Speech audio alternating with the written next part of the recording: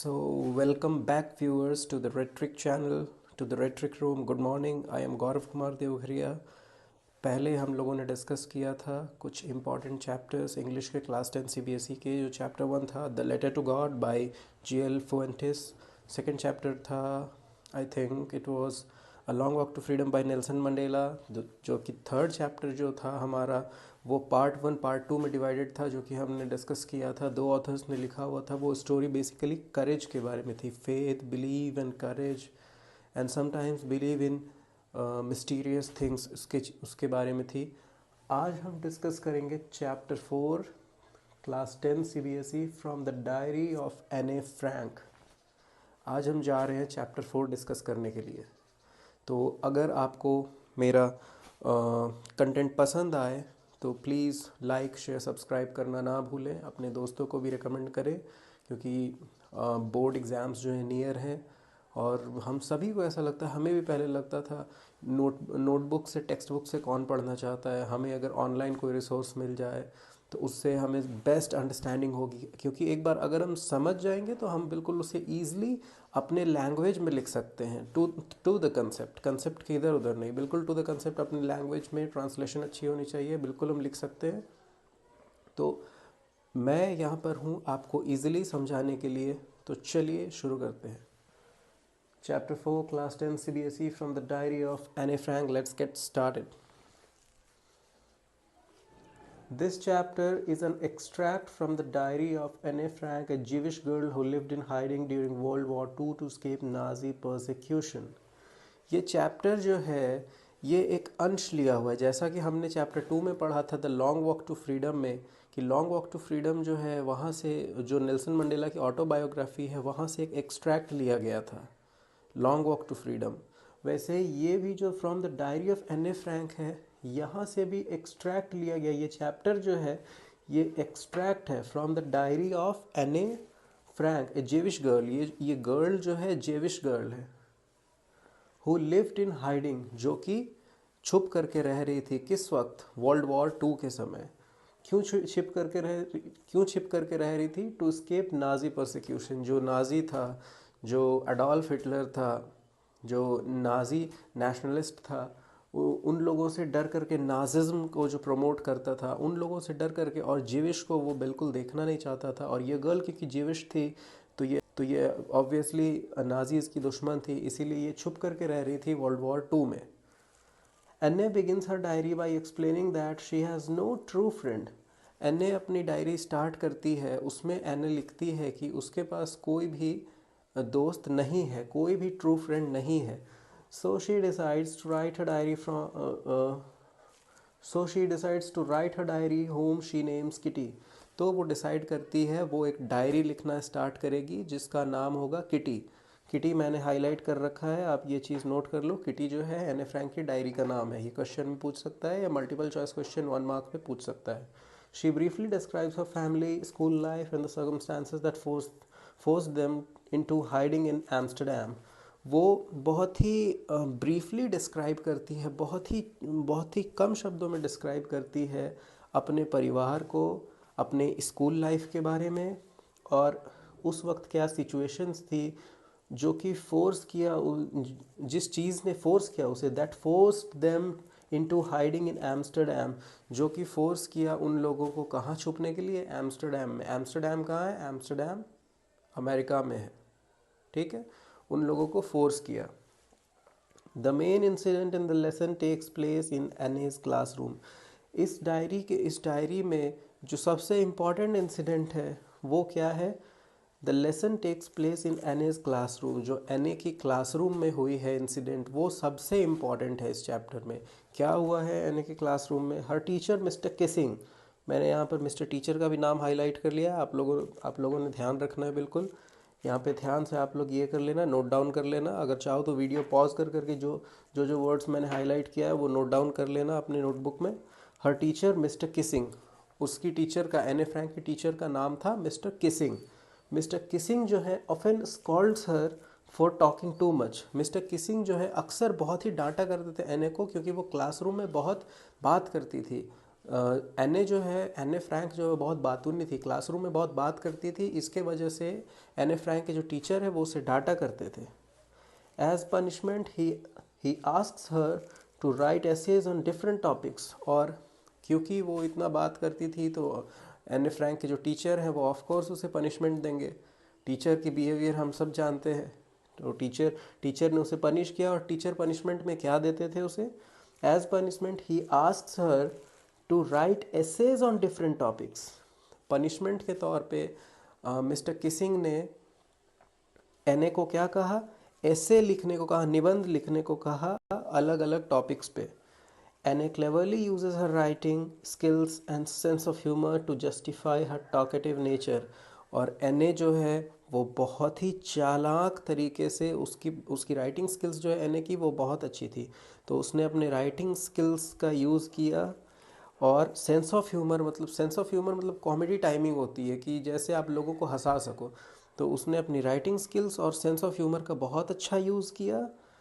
एने cleverly uses her writing skills and sense of humour to justify her talkative nature. ये justify करने के लिए कि वो इतना बात क्यों करती, वो इतनी बातूनी क्यों है।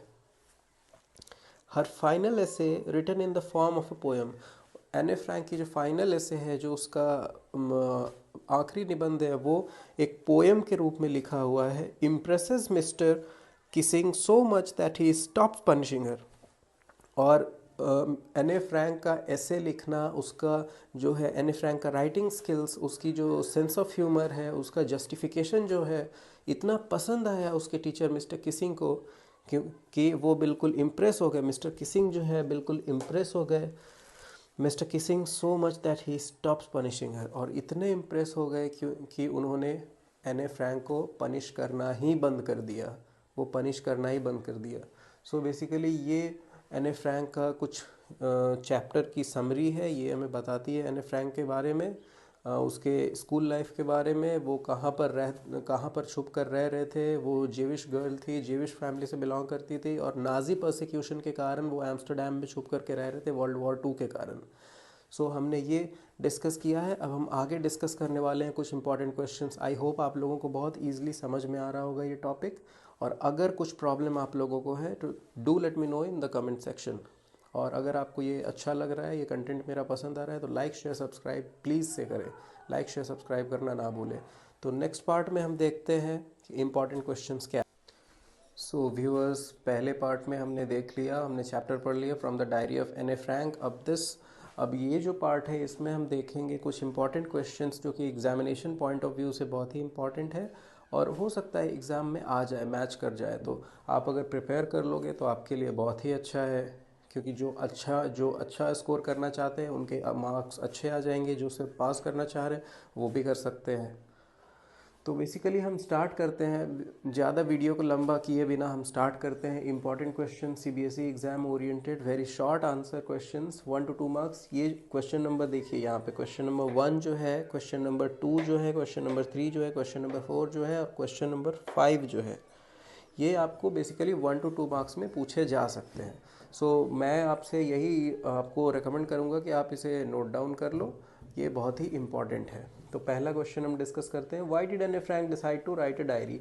एने फ्रैंक ने क्यों डिसाइड किया था कि वो डायरी लिखना स्टार्ट करेगी, वो डायरी राइटिंग स्टार्ट करेगी? क्योंकि वो बहुत अकेली थी, उसके कोई दोस्त नहीं थे, इसीलिए एने फ्रैंक ने स्टार्ट किया था डायरी राइटिंग, डायरी लिखना। तो ये हम पढ़ चुके हैं चैप्टर 1 में, अगर आप मेरा वीडियो लेक्चर देख लोगे तो आपको समझ में आ जाएगा। Question number 2, what name did Anne give to her diary? Question number 2 में ये है कि एने जो है वो अपने डायरी को क्या नाम देती है। तो याद करो, मैंने वीडियो लेक्चर, अब देखो मैंने हाईलाइट कर रखा था कि एने फ्रैंक जो है वो अपने डायरी को क्या नाम देती है। कमेंट में ज़रूर बताना एने फ्रैंक के डायरी का नाम क्या है। Question number 3, why was Anne's family forced to go in to hiding? Anne Frank की जो फैमिली है वो क्यों मजबूर थी छुप करके रहने के लिए?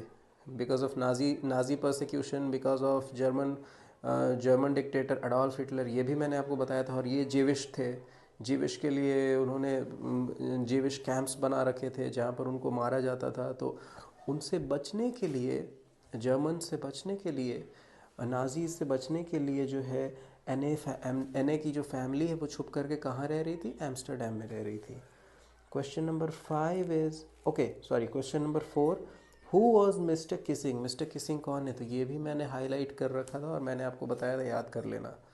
आप कमेंट में मेरे को बताना कि मिस्टर किसिंग कौन थे। Question number 5, what punishment did an receive for talking in class, Anne Frank को क्लास में बात करने के लिए क्या पनिशमेंट दिया जाता था उसके टीचर के द्वारा, तो ये भी मैंने आपको चैप्टर में बता ही रखा है। अब नेक्स्ट क्वेश्चन की ओर हम बढ़ेंगे, 30 to 40 वर्ड्स में है। Question number 6, question number 7 and question number 8। Question number 6, अब बेसिकली ये सब आपको एमसीक्यू में भी पूछा जा सकता है क्योंकि these are carrying 1 to 2 marks, लेकिन ये जो है ये आपको ये 3 क्वेश्चन ये भी वेरी शॉर्ट आंसर में ही है, लेकिन ये आपको 30 to 40 वर्ड्स में आंसर करने होंगे। How did Anne justify her habit of talking too much, Anne कैसे जस्टिफाई करती थी अपने हैबिट को, बहुत ज़्यादा बोलने के हैबिट को, बहुत ज़्यादा टॉकेटिव नेचर की थी एन ए फ्रैंक, लेकिन इसे वो कैसे जस्टिफाई करती थी, by using her writing skills and sense of humour. इसके थ्रू ये 2 स्टेटमेंट्स बहुत इंपॉर्टेंट है, आपके आंसर में ये 2 होने ही चाहिए क्योंकि ये चैप्टर में लिखे हुए हैं, मेंशन किए हुए हैं, और एग्जामिनेशन में जब आपकी एग्जामिनेशन जब ओवर हो जाएगा तो जो एग्जामिनर है जो कॉपी चेक करेगा वो ये देखेगा कि ये स्टेटमेंट है कि नहीं, स्टेटमेंट होंगे तो आपको फुल मार्क्स मिलेंगे वरना आपके मार्क्स कट सकते हैं। How did Anne justify her habit of talking too much हमने डिस्कस किया। Why did Mr Keesing ask Anne to write essays repeatedly, Mr Keesing जो है वो एन ए को क्यों कहते हैं एसेज लिखने के लिए कंटिन्यू मिस्टर किसिंग जो है एन ए को एसेज लिखने के लिए क्यों कहते हैं, तो ये भी मैंने आपको बता रखा है क्योंकि ऐसा करके वो मिस्टर एन ए फ्रैंक को पनिशमेंट दिया करते थे, कौन, उसके क्लास टीचर मिस्टर किसिंग। ठीक है, now question number 8, what change came in Mr Keesing behaviour towards Anne at the end, और आखिर में मिस्टर किसिंग का बिहेवियर कैसे बदल जाता है एन ए के प्रति, वो अब एन ए को बहुत अच्छी नज़रों से देखने लगते हैं, टॉकेटिव नज़र से नहीं देखते हैं, एक क्रिएटिव गर्ल की नज़र से देखते हैं, ऐसा क्यों, ऐसा कैसे हुआ, तो ये सब क्वेश्चन के आंसर्स आप प्रिपेयर कर लीजिए, और जो ये 1 to 2 मार्क्स के क्वेश्चन है इसका आंसर आप मुझे कमेंट सेक्शन में ज़रूर बताइए और मैं कोशिश करूँगा मैं रिप्लाई करने की आपके कमेंट्स को। I would love to drop a heart if your answer will right. ठीक है, और अगर आपको मेरे कंटेंट पसंद आ रहे हैं तो आप प्लीज़ लाइक कीजिए, शेयर कीजिए और सब्सक्राइब करना बिल्कुल मत भूलिए, और जो बेल नोटिफिकेशन है वो ऑल करके आप ऑन कर लेना ताकि आपको मेरे सारे वीडियोस की लेटेस्ट अपडेट्स जो हैं, जो भी द रेट्रिक रूम के लेटेस्ट अपडेट्स हैं वो आपको मिल सके। द रेट्रिक रूम में हम इंग्लिश कंटेंट के बारे में डिस्कस करते हैं, अभी हम क्लास 10 के बारे में डिस्कस कर रहे हैं, हम क्लास 11 के भी चैप्टर्स के बारे में डिस्कस करेंगे, 12 के भी चैप्टर्स के बारे में डिस्कस करेंगे, हम रीडिंग सेक्शन भी डिस्कस करेंगे, राइटिंग सेक्शन भी डिस्कस करेंगे, ग्रामर भी डिस्कस करेंगे, और लिटरेचर तो हम डिस्कस कर ही रहे हैं क्लास 10 की। ठीक है, so be excited, be curious to